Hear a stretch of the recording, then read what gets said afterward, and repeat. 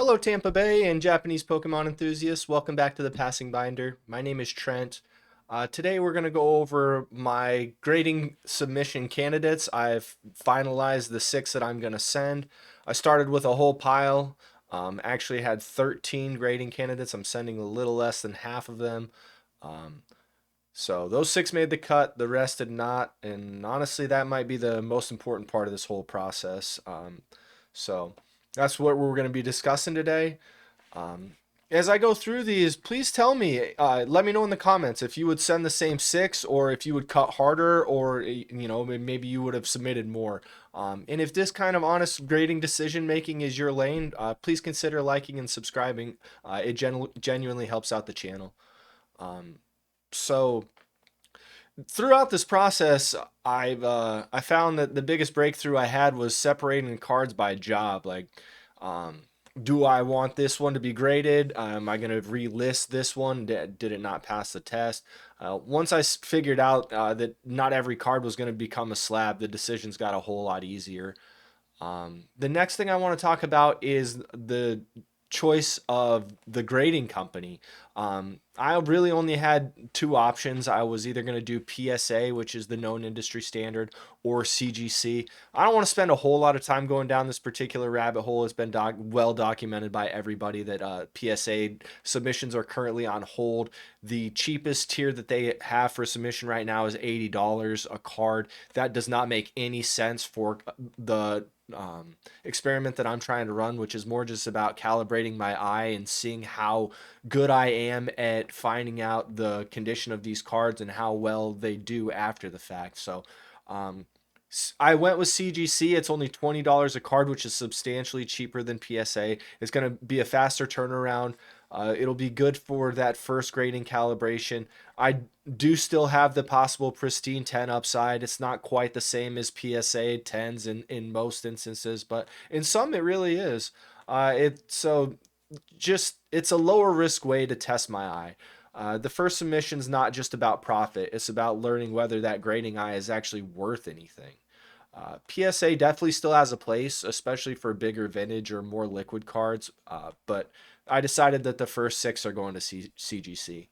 Um, I want to talk first about the cards that didn't make the cut.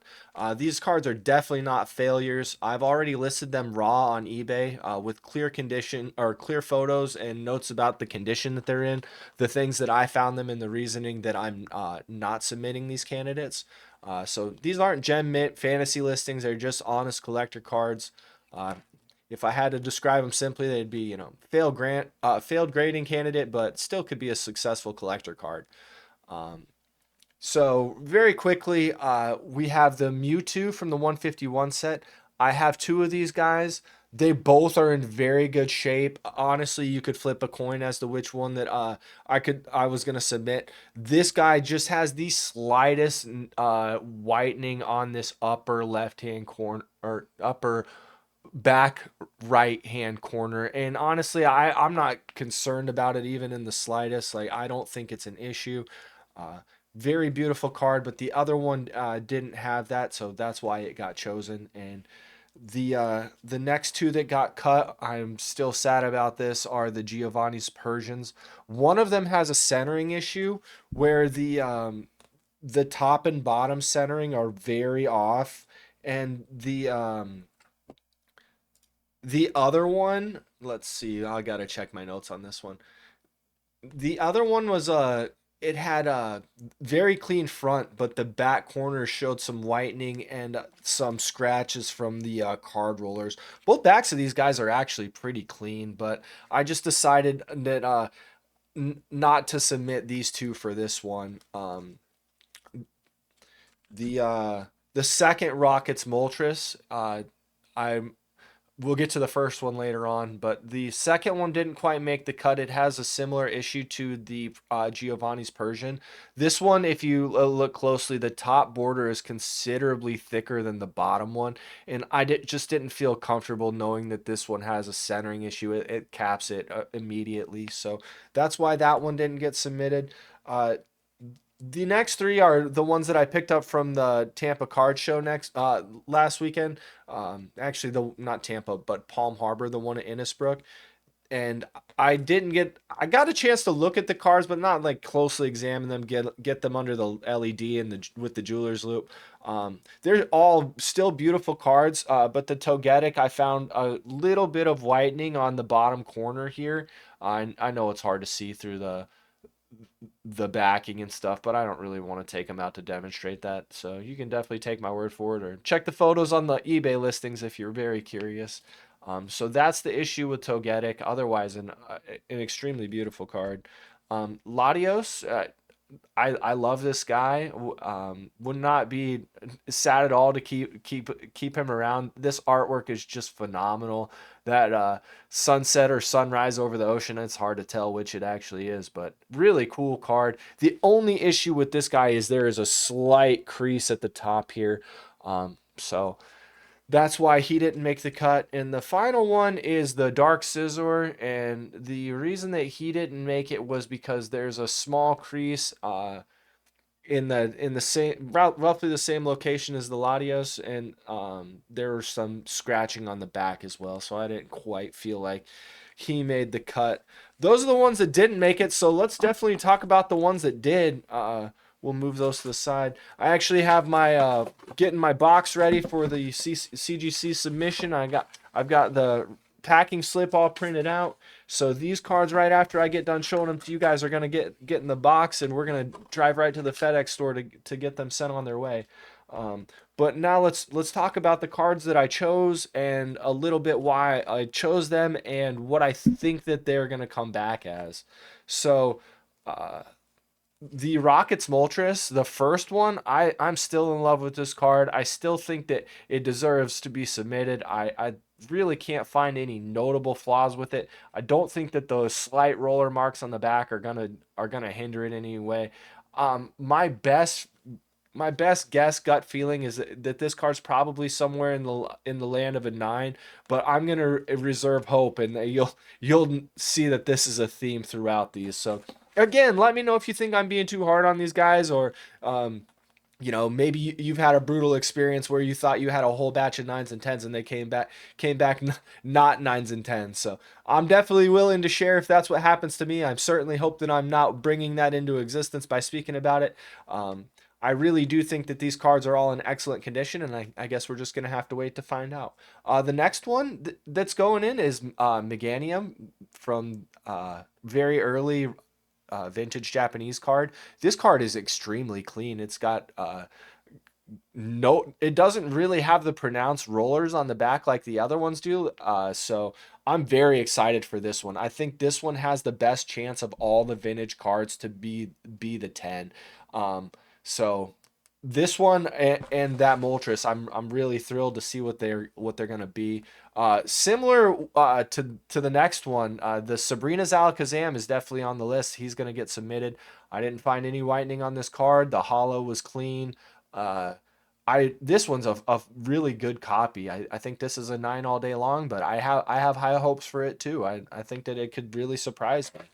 Uh, the next two candidates are one we touched on earlier. This is the Mewtwo that I will be submitting from the Japanese 151 set.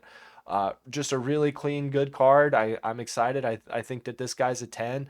Just like I think that his cousin that I chose from the modern era, this Dragalge, I think both these guys are in very good shape. There's no whitening. There's the centering is almost perfect. They're just impeccable cards. That's why I bought them. That's why I chose them. I don't know how things are gonna go.